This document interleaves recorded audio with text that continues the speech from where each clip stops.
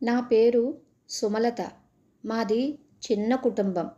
మా ఆయన పేరు రాజు. ఆయనకు ఒక ఐటీ కంపెనీలో ఉద్యోగం.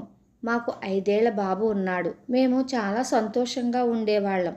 ఒకరోజు ఆయన ఆఫీస్ నుంచి వస్తూ ఉంటే యాక్సిడెంట్ అయ్యి అక్కడికక్కడే చనిపోయారు. నేను బాబు చాలా రోజులు ఆయన లేరు అని ఊహించుకోలేకపోయాం. బాబు కోసమైనా నువ్వు ధైర్యం తెచ్చుకోవాలని మా వాళ్ళందరూ చెప్పగా నేను మా బాబు చదువుతున్న స్కూల్లోనే ఉద్యోగం చేయడం మొదలుపెట్టాను. కానీ టీచర్గా కాదు, స్కూల్లో అకౌంట్స్ చూసే పని. ఇద్దరం కలిసి వెళ్ళి కలిసి వచ్చేవాళ్ళం. రోజులు గడుస్తున్నాయి. ఒకరోజు మా బాబు ఎవరితోనో మాట్లాడుతున్నట్టు నాకు వినిపించింది. నేను బాబు దగ్గరికి వెళ్ళి, కన్నా ఎవరితో మాట్లాడుతున్నావు అని చూస్తే అక్కడ ఎవరూ లేరు. కన్నా ఎవరితో మాట్లాడుతున్నావు, ఇక్కడ ఎవరూ లేరుగా అని అడిగాను. అప్పుడు బాబు, అమ్మా నాన్నతో మాట్లాడుతున్నాను అని అన్నాడు. బాబు, నాన్న లేడు కదా, దేవుడి దగ్గరికి వెళ్ళిపోయారుగా అని నేనంటుంటే, లేదమ్మా, నేను నాన్న కోసం బాగా ఏడ్చాను కదా, అందుకే నాన్న నా కోసం వచ్చేశాడు అని అన్నాడు. అప్పుడు నేను, లేదు అలా రాడు, ఏడుపు వస్తున్నా దిగమింగుకుని వాడికి సర్ది చెప్పి పడుకోబెట్టుకున్నా. కొన్ని రోజులకు స్కూల్లో టీచర్ నన్ను పిలిచి, మీ బాబు ఎవరినో ఊహించుకుని మాట్లాడుతున్నాడు మేడం, ఎవరు అని అడిగితే మా డాడీ అని చెప్తున్నాడు. ఇలా మీ బాబు మాట్లాడడం ఇది మొదటిసారి కాదు. ఒకసారి బాబును సైకాట్రిస్ట్కి చూపించండి అని చెప్పింది. నాకు ఒక్కసారిగా చాలా భయం వేసింది.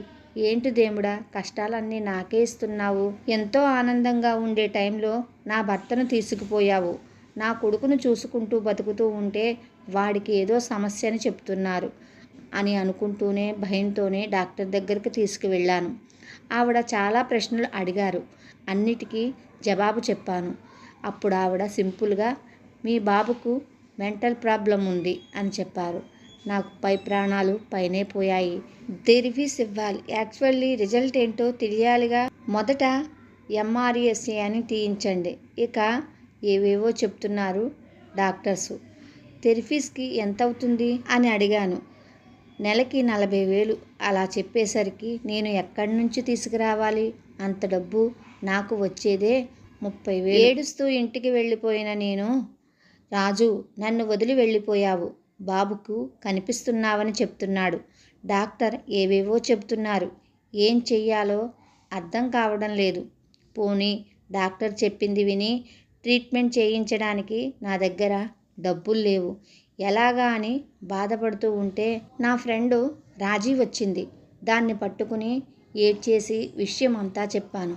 ఓసి పిచ్చిదానా, ఏడవకు, వేరే డాక్టర్ని చూద్దాం, నువ్వు వర్రీ అవ్వకు అని చెప్పి వెళ్ళిపోయింది. నేను రాజీ మాటలకు కొంచెం కుదుట పడ్డా. తర్వాత తొందరగా వంట చేసి బాబుకు తినిపిస్తూ ఉంటే వాడు హోంవర్క్ అంతా రాసి ఉంటుంది. కన్నా నువ్వేనా హోంవర్క్ చేసింది, వెరీ గుడ్ అన్నాను నేను. నాన్న హెల్ప్ చేశాడమ్మా అని చెప్పడంతో, నాన్న లేడురా, చనిపోయాడు, నాన్న ఎలా వచ్చాడు అని కోపం ఆపుకోలేక కొడుతున్నాను. అప్పుడు సుమా, వాడిని ఏమనకే, వాడు చెప్పింది నిజం అని ఒక వాయిస్ వినిపిస్తుంది. ఒక్కసారిగా నాకు చెమటలు పట్టేశాయి. బాబును తీసుకుని బయటకు వెళ్ళిపోయాను.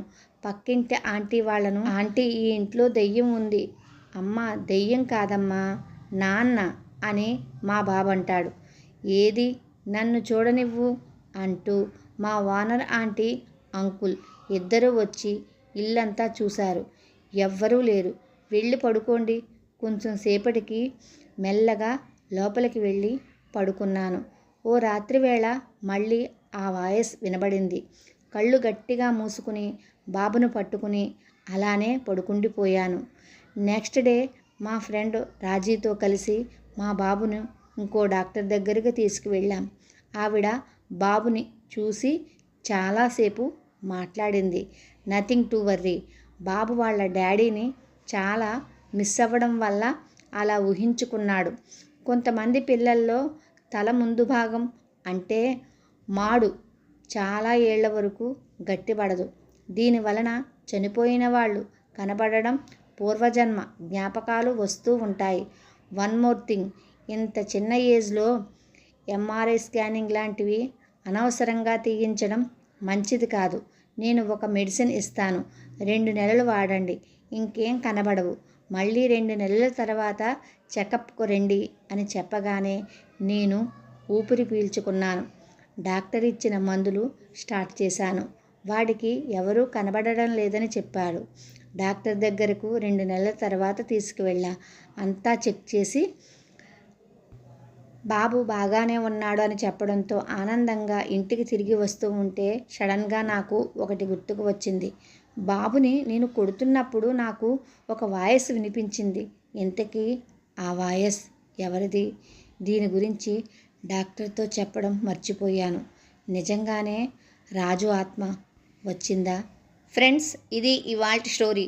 ఈ స్టోరీ మీకు నచ్చిందా? నచ్చితే లైక్ చేయండి, సబ్స్క్రైబ్ చేయండి, షేర్ చేయండి. Thank you for watching.